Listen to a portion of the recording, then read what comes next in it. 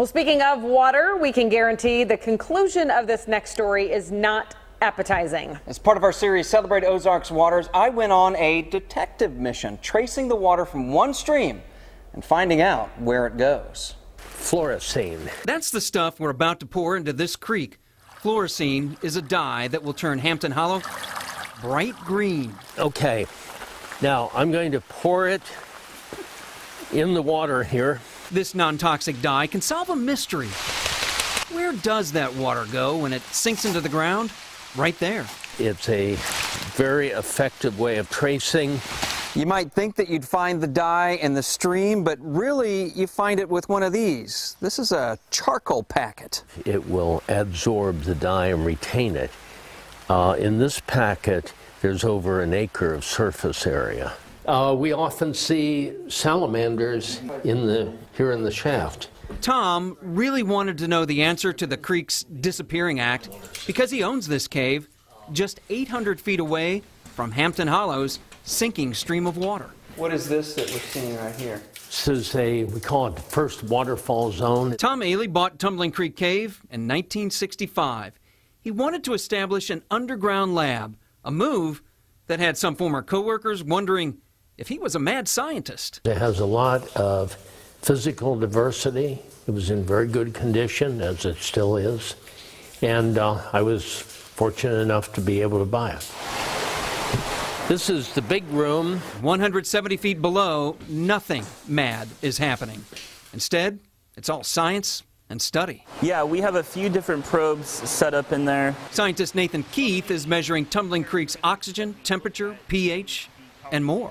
So this is the actual data logger itself. Tracking the health of the stream is a way to protect the unique species down here, like a one-of-a-kind millipede. Tom named it after himself. It's called ALEY's millipede. From their study, they know that what happens above does not stay above. It's an out-of-sight, out-of-mind kind of issue where they're not worrying about it. Well, down here we see that it's not out of sight. Very little water is this kind. The kind that gets filtered in a slow drip way. Most of it races down here in waterfalls and in Tumbling Creek. We'll explain the importance of knowing that in just a second. First, remember those charcoal packets? There are a bunch down here. We strip anything that's adsorbed onto the charcoal.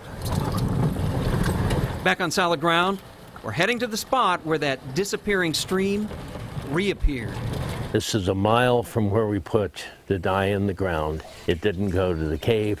While the results from our study aren't ready yet, Tom knows where the water popped up from a previous dye trace. It went to the well that was down here. And that water did not get filtered. It raced through the ground, carrying the parasites from the manure that the cows used to leave along Hampton Hollow. That's why the well is now sealed up. Would you say the old well was dangerous to people? Sure, because in the karst system, it's a lot of wide open passages that does not filter out materials like the cryptosporidium. Tom hopes his studies here keep those little cave creatures safe, and us too. In the long run, we're part of this ecosystem. If the ecosystem is not protected, then that's not good for us either.